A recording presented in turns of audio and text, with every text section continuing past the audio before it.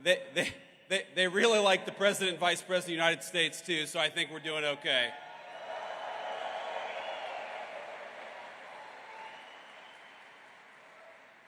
So I first have to thank David Bailey, grateful for everything that you've done for the Bitcoin community. Thanks in particular for what you did for me and the President, helping us get from candidacy to the White House, because we've done, I think, a lot of good in the past 120 days, and I don't think we could have done it without David's support. I want to also thank the Winklevoss brothers, Tyler and Cameron. These guys are out here somewhere. Who, I got to say, Tyler and Cameron, I think really helped break the dam in Silicon Valley. Because if you remember, you go back to June or July of last year, it feels like forever ago. It's not even a year ago, where Silicon Valley, people would whisper in private that they were going to support Donald Trump for president. They would talk about the fact the Democrats had gone too crazy. We had to get Gary Gensler the hell out of there, but they weren't quite willing to say...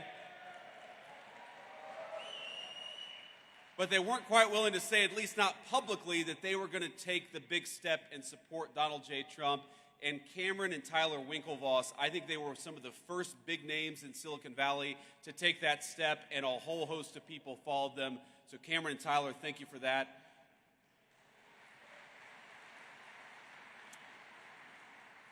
And of course, I want to thank the good people at Coinbase, the organizers of this event, and everybody who made this incredible event possible. It's great to be here with Bitcoin at 108,000, at least when I checked this morning, and as Vice President of the United States. It's great to be here.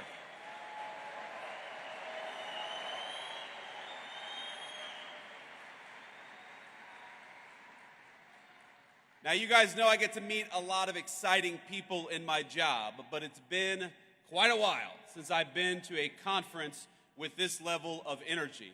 I mean, hell, you guys came out here at 9 a.m. after a long night, I'm sure, in Las Vegas. You can't do that without a lot of good energy. But I promise I'm not just saying that to juice my own meme coins. But I think it's wrong, actually, to call this just a conference. This isn't a conference of people. This is a movement, and I'm proud to stand with you here today.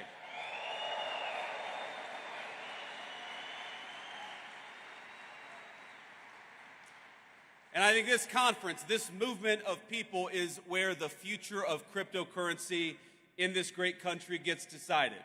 So let's start by making one thing abundantly clear. That future is going to be decided by the people, by you, not by unelected bureaucrats.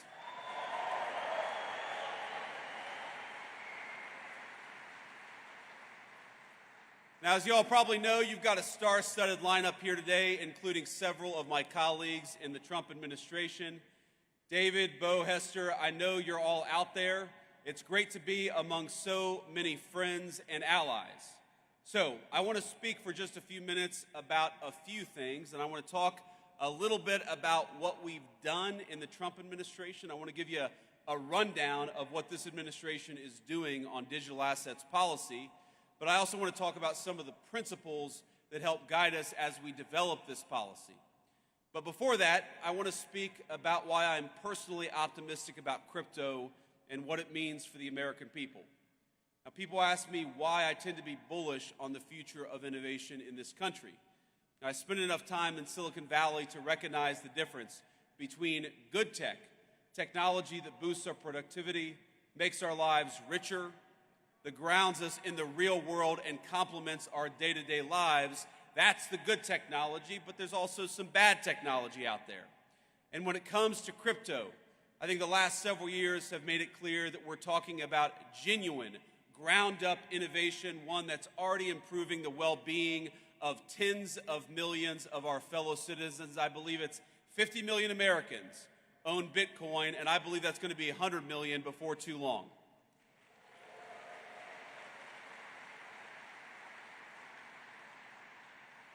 But it's not just about Bitcoin and about the value that's been generated, the wealth that's been generated by so many millions of our fellow citizens. Through decentralized finance, crypto has transformed how Americans transact with one another. It's expanded access to banking for many who may not otherwise have had it. And every single day, I feel like I see some groundbreaking new use of blockchain tech, whether it's in supply chain management, whether it's in hospitals, or whether it's in changing how we track and store patients' private health records. But for each of these new forward-looking applications, I also feel like there's an incredibly conservative element to crypto technology, and that's as a hedge. Crypto is a hedge against bad policymaking from Washington, no matter what party is in control. It's a hedge against skyrocketing inflation, which has eroded the real savings rate of Americans over the last 4 years. And as you all know well, it's a hedge against a private sector that's increasingly willing to discriminate against consumers on the basis of their basic beliefs, including their politics.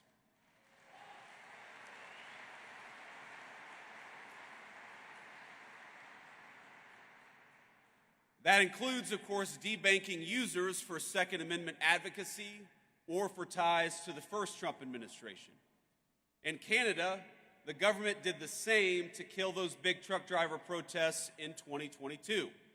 Less than a week later, they succeeded. The protests were over. But maybe most importantly, I see crypto as a hedge against one of the most dangerous trends in the digital era in both the public and private sectors.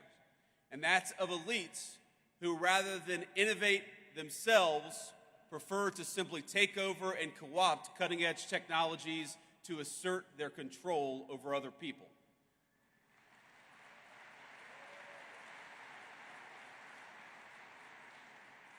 And I know we believe this in this room. That's not Bitcoin. It'll never be Bitcoin, and you guys are going to make sure that happens.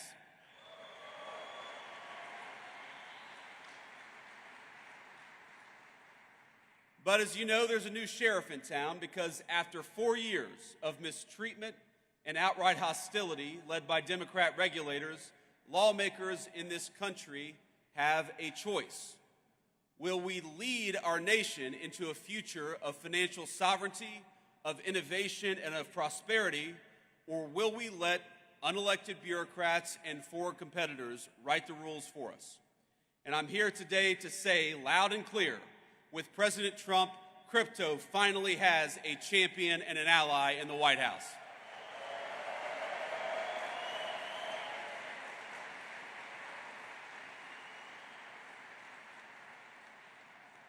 In our administration, we understand the full potential of the digital assets industry, not just as an investment, not just as a flashy technology, but as a symbol and driver of personal liberty for all our citizens. And we are dedicated to seeing that promise fulfilled. The way that we see it, the people in this room are the digital pioneers of the American economy. And that's why our administration is doing something a little unusual in Washington. We're listening to all of you as you blaze the trail of innovation. The innovators in this room are making people's lives better.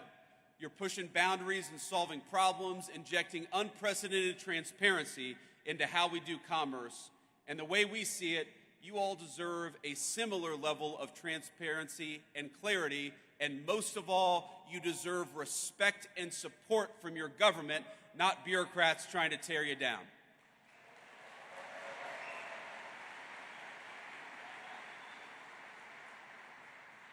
Now that means a few substantive concrete steps, and of course the first and most important of those steps is straightforward. We've got to clean up the wreckage that the last administration left us, and since day one, that is exactly what we've been trying to do. Our administration, we prioritized eliminating the rules, the red tape, and the lawfare that we saw aimed at crypto by our predecessors. We're ending the weaponization of federal regulations against this community. To put it simply, Operation Choke Point 2.0 is dead, and it's not coming back under the Trump administration.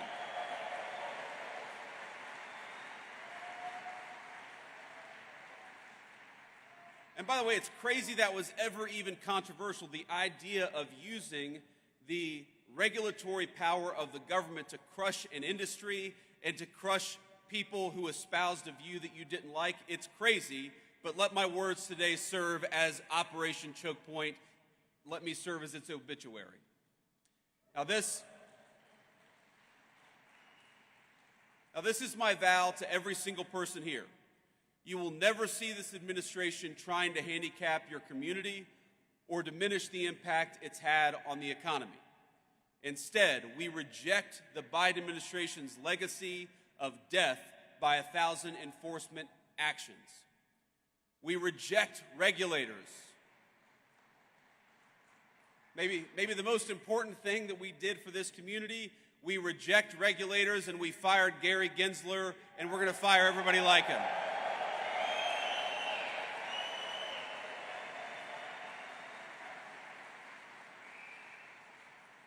And we know that people like Gary Gensler, the game that they played is that under the pretense of consumer protection, they attacked every single effort to democratize our financial markets, and that is over. America. I grew up in a working class family. I believe that America is a place where anyone should be able to make a fortune, no matter where you grew up, what degree you may or may not have. And in recent years, I'm hard-pressed to think of a better place to do so than right here in the digital assets industry. Now, our second substantive step is we're trying to create a clear, pro-growth legal framework for stablecoins in this country. And I know we've got some solid allies in Congress. Is Cynthia Loomis out there today, or did she already go home? Well, you know, I was supposed to have dinner last night with Cynthia Loomis. We had a little event yesterday. And I looked around, I said, where the hell is Cynthia Loomis? And somebody said, well, she's got a dinner she had to go to. And I said, I'm the vice president. Unless she's having dinner with the president, Cynthia does not have an excuse to skip this event. But we love Cynthia, and I know that she's one of the great advocates for your industry in the United States Congress.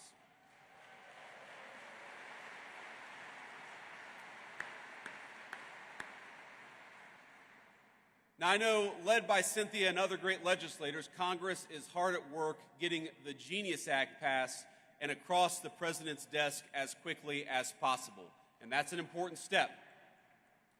It's with good reason, because regulatory uncertainty in this country has pushed way too much stablecoin activity overseas over the last few years. Now, somebody said to me yesterday that Bitcoin has done so much over the last few years with so many headwinds.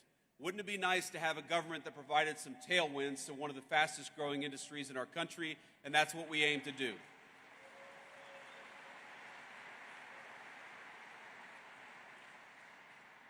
And once the Genius Act is enacted, it's poised to vastly expand the use of stable coins as a digital payment system for millions of our fellow Americans.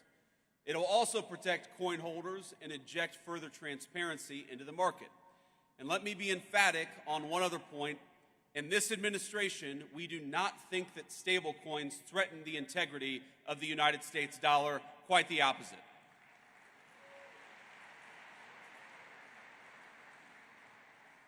In fact, we view them as a force multiplier of our economic might.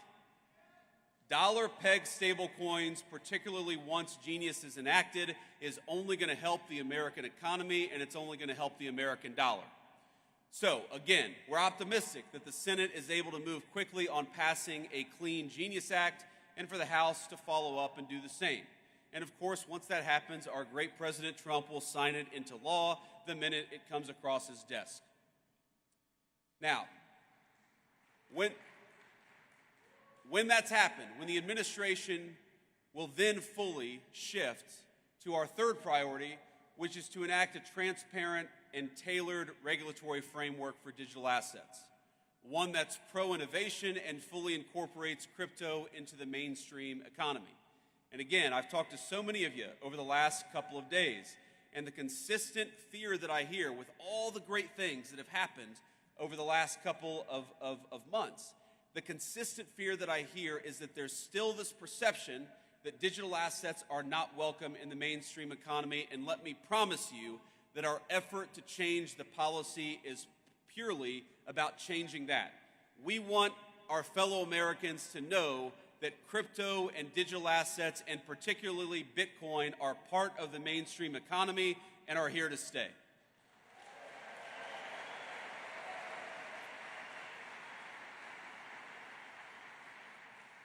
Now, we think the way to do that legislatively, because, again, I hope that our party is in charge for a long time, but nothing is ever guaranteed in politics. So the best way to ensure that crypto is part of the mainstream economy is through a market structure bill that champions and doesn't restrict the extraordinary value that Bitcoin and other digital assets represent. Right now, in this Congress and with this administration, we have a once-in-a-generation opportunity to unleash innovation and use it to improve the lives of countless American citizens. But if we fail to create regulatory clarity now, we risk chasing this $3 trillion industry offshore in search of a friendlier jurisdiction, and President Trump is going to fight to make sure that does not happen.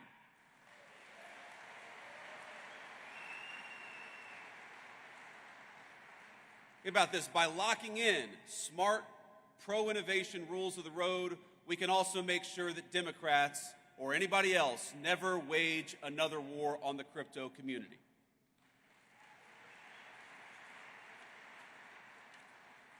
Now, I've already hit my time here, but before I head back to Washington, let me offer you just a few bits of advice and a few thoughts on where this industry is going. This is one politician's perspective, so take it for what it's worth. Maybe a little bit less than one Bitcoin right now. But let me say a few things. First of all, I remember when I ran for Senate, the first time I'd ever entered politics back in 2022. And one of the frustrations, honestly, that I had with the crypto community as a person who was one of the only people running for office who actually owned Bitcoin, and I still own a fair amount of Bitcoin today.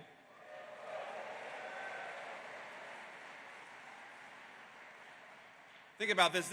This is during that campaign. That's 2021 and 2022. This feels like an eternity ago, but it was only 4 years ago, is that I recognized what so many advocates of Bitcoin recognize, which is what the Biden administration was doing, what Gary Gensler was doing was a disaster, and yet there didn't seem to be any real organization pushing back against it at the political level. And let me say that part of the reason that I'm standing here, part of the reason that Bernie Moreno defeated Sherrod Brown in the Senate campaign last year is because you guys got organized and got involved in American politics, and I'm grateful to you for that. But there's a lesson to take from that experience, which is that unless you guys get involved in politics, politics is going to ignore this industry. Now, you took a big step in 2024, and I'll tell you, every victory that we win, it's only a provisional victory. You know, one of my great mentors in Silicon Valley always told me that, Bitcoin, that the crypto community was about exit and artificial intelligence was about voice. Well, I know that a lot of people in 2024 in this community chose voice. You chose to speak up and you chose to get involved, and I believe you changed the direct trajectory of our country because of it. But you got to keep on choosing voice. Bitcoin, of course, people call it digital gold. But while Bitcoin is digital, none of you are. None of us are. What happens in the world of politics, what happens in the world of bureaucracy, it will affect even the most transformational and valuable technologies if we don't make the right decisions. So the first piece of advice, the first thing that I'd ask you is to take the momentum of your political involvement in 2024 and carry it forward to 2026 and beyond. Don't ignore politics, because I guarantee you, my friends, politics is not going to ignore this community, not now and not in the future.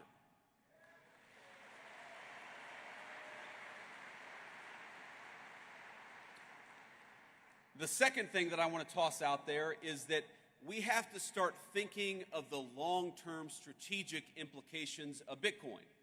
Bitcoin is owned by about 50 million Americans. A lot of Americans have made a lot of money, have created a lot of wealth for themselves, and that's a great thing. But I actually think that where Bitcoin is going is as a strategically important asset for the United States over the next decade. It's one of the reasons why President Trump, with the help of our great AI guy, David Sachs, it's one of the reasons why we started the Bitcoin Reserve, because we want to start to put in motion the strategic importance of Bitcoin for the United States government. We know that the PRC doesn't like Bitcoin. The People's Republic of China doesn't like Bitcoin. Well, we should be asking ourselves, why is that? Why is our biggest adversary such an opponent of Bitcoin? And if the Communist Republic of China is leaning away from Bitcoin, then maybe the United States ought to be leaning into Bitcoin, and that's one of the things that we're going to be doing.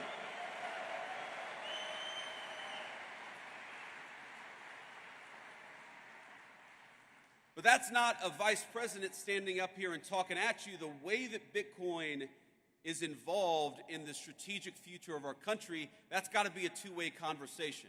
And so when I talk about getting involved in politics, one of the things that you guys got to do is continue to give us feedback and continue to tell us the ways in which Bitcoin can play a positive role in the strategic future of this country. I know the Bitcoin Policy Institute is working on this very topic now, but all of you have got to be involved in this conversation, because I don't think any of us want to wake up in a country 10 years from now that is less wealthy and less prosperous because we made bad decisions today. We're going to make the right decisions, but that depends on you guys being part of the conversation. So be part of that conversation. And here's the third thought that I want to leave you with. You know, one of the ways you hear this stated is that crypto is fundamentally a conservative or right-leaning technology, and artificial intelligence is fundamentally a left-leaning or a communist technology.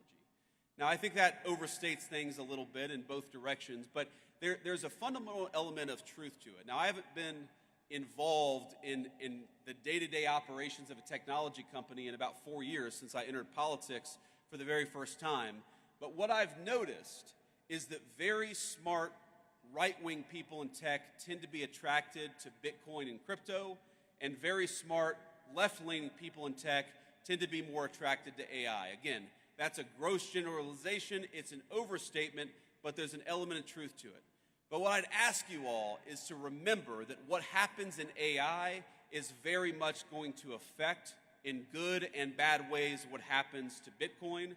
And of course, what happens to Bitcoin is very much going to affect what happens in AI. So, while this is certainly a Bitcoin conference, and I know we're all proud of what you guys have accomplished over the last 10 years, my final piece of advice is to make sure you're keeping tabs on and staying involved in what's happening with artificial intelligence, because I don't want Bitcoin to be negatively affected by what happens in AI, and most importantly, I don't want America to be negatively affected by what happens in AI. And the best way to ensure that smart people are at the AI conversation is to ensure that Bitcoin is part of the artificial intelligence conversation. Our administration is committed to it. I want you guys to be committed to it as well.